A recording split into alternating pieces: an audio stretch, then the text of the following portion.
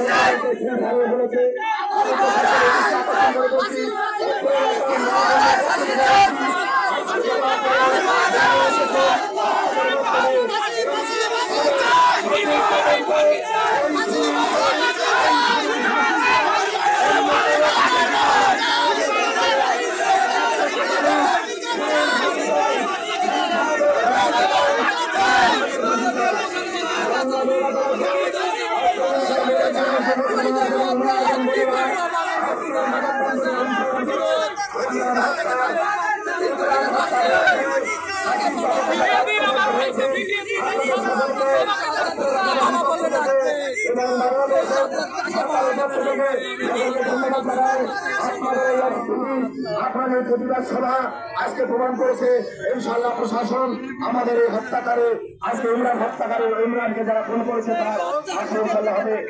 গত সোমবার সন্ধ্যা ৭টার দিকে পার্শ্ববর্তী মুরেলগঞ্জ উপজেলার দৈবজ্ঞহাটি ইউনিয়নের আমতলা এলাকায় এই ঘটনা ঘটে।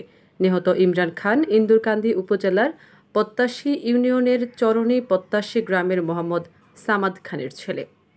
স্থানীয়রা জানায়, আমতলা এলাকার ভ্যান চালক আহাদ শেখ ও ইজিবাইক চালক ইমরান খান রাস্তা দিয়ে দুইজন দুই দিকে যাচ্ছিলেন। এই সময় তাদের মধ্যে রাস্তার সাইড দেওয়া নিয়ে কথা কাটাকাটি হয়। এক পর্যায়ে ভ্যান চালক আহাদ শেখ ইজিবাইক চালক ইমরান খানের বুকে ছুরিকাঘাত করেন।